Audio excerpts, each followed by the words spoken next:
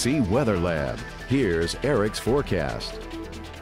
Summer continues to keep a firm grasp on us across much of Acadiana, with temperatures today topping out around 92 degrees, but up towards Alexandria they got up to around 96, 97. So the heat just continues to roll on, and that theme looks to continue for our Sunday and unfortunately for a good bit of the week ahead. But it does look like maybe some slightly better rain chances might help to bring a little bit of relief during a couple afternoons. So let's take a look at the big picture. Water vapor shows we're still watching that upper level low in the Gulf of Mexico that's still spinning, but it's drifting a little bit more to the south, helping to pull down at least a little bit more of some drier air. But you do see a little bit more of that moisture beginning to get wrapped up in across our area. That helped to increase a little bit of our clouds.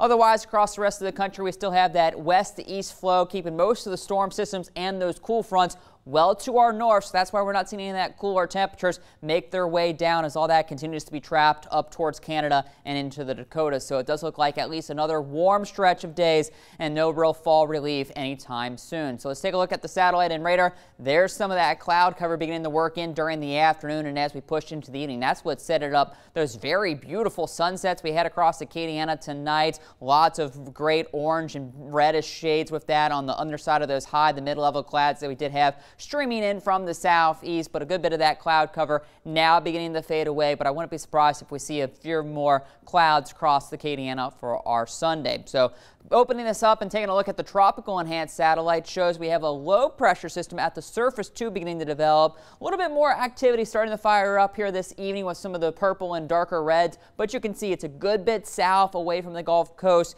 and over the next several days it should continue to pretty much track to the west. The National Hurricane Center now keeping a close eye on this, giving it about a 20% chance of development, maybe off the Texas coast. But all that activity should stay to the south, but we might get a few isolated showers to brush along some of our coastal communities over the next couple of days as the system begins to work to the west. Also in the far Atlantic, we are watching this tropical wave. It does have a 60% chance of development over the next 5 days, and it looks like it's going to be moving off to the north-northwest. So right now the track not really heading for the Caribbean and not really even heading for the Gulf of Mexico. It looks like it should make that turn off to the north and stay way out into the Atlantic. So we're going to keep a close eye on this, but right now early indications, at least according to the models, keep this out to sea and will just be a storm for the fishes. Closer to home, we continue to keep in a close eye on tropical storm Umberto.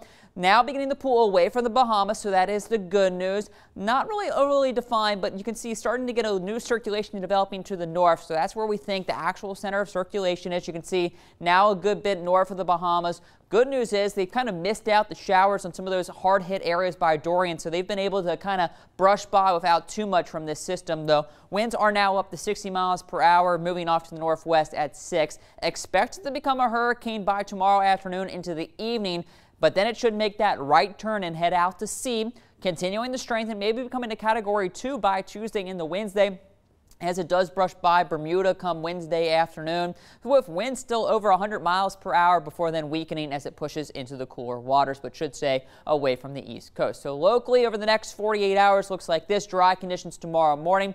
By the afternoon, maybe a stray shower, especially south of the interstate, but we'll only go 10-20% chance for a few hit or miss showers across the day. Most of us do stay on the dry side with a good bit of sunshine.